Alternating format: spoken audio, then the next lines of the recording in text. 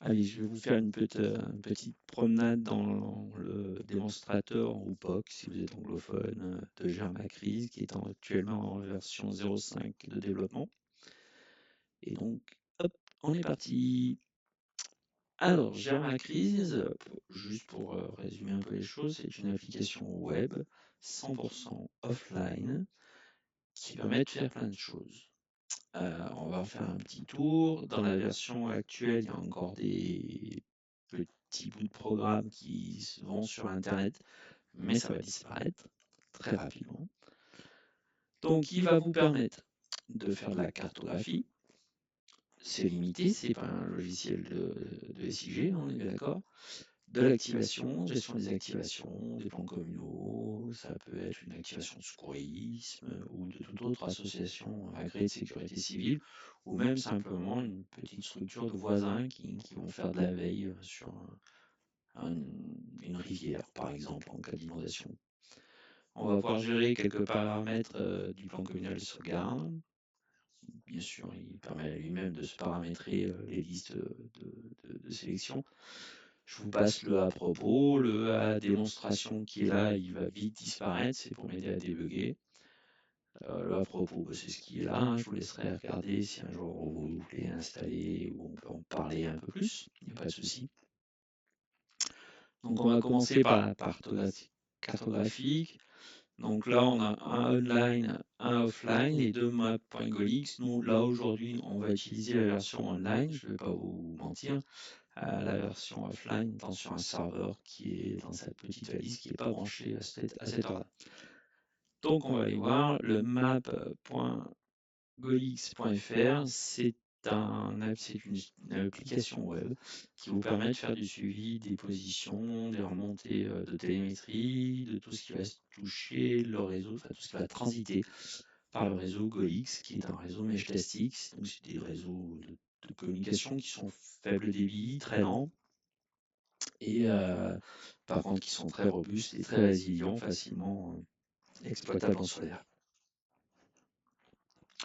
Donc juste pour vous montrer, hein, mais là c'est pas le but de la vidéo, on peut aller voir sur une station. Donc là c'est une station météo, c'est un nœud météo.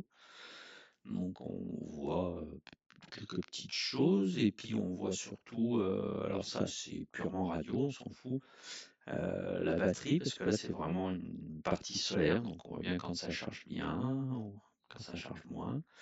On a l'évolution de température. Hop, donc quand on se promène, on voit la température, la date et l'heure. On a pareil pour l'humidité. On a pareil pour le point de rosier, qui est donc calculé avec les valeurs qui sont remontées, hein, mais c'est intéressant.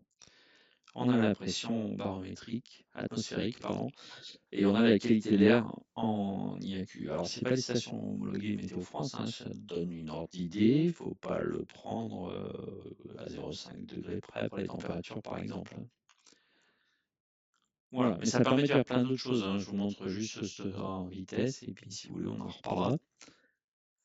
Et puis on a un module de cartographie qui s'appelle Cartof, qui est quelque chose que j'ai mis en place avec ChatGPT. Donc on voit que j'ai déjà une erreur de chargement sur un fichier, mais ça c'est pas très grave.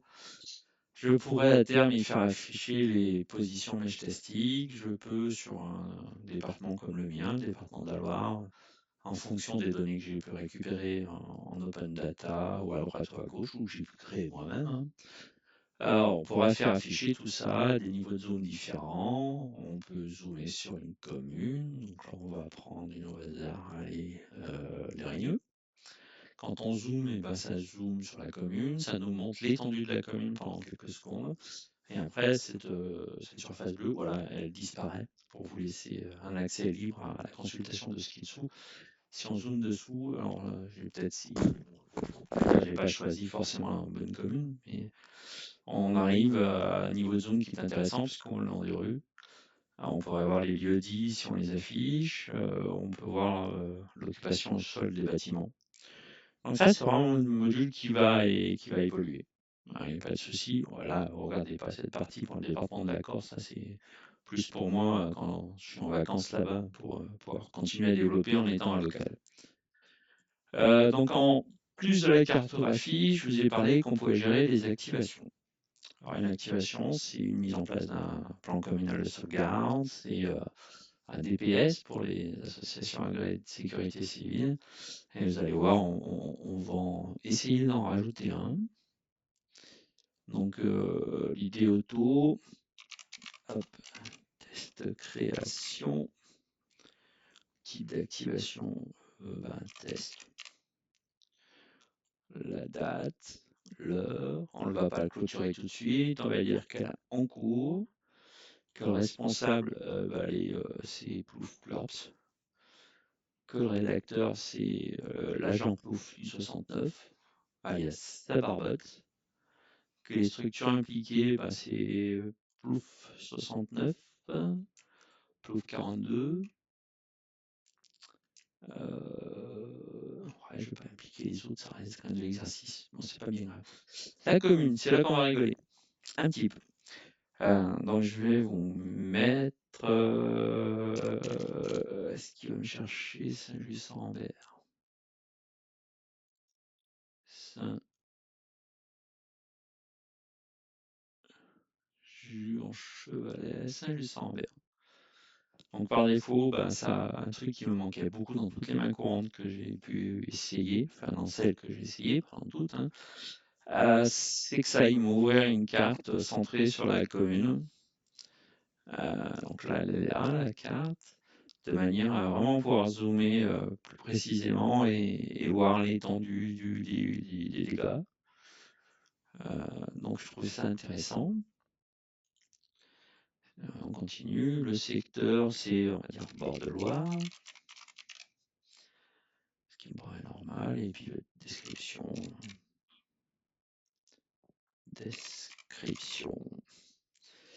Et donc je fais ajouter. Et là, si tout s'est bien passé, ce qui n'est pas le cas,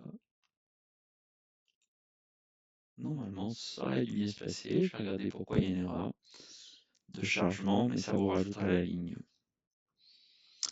On va passer au plan communal de sauvegarde, parce que je trouve que c'est la partie qui est quand même relativement intéressante. Donc de là, ça vous permet de gérer un annuaire.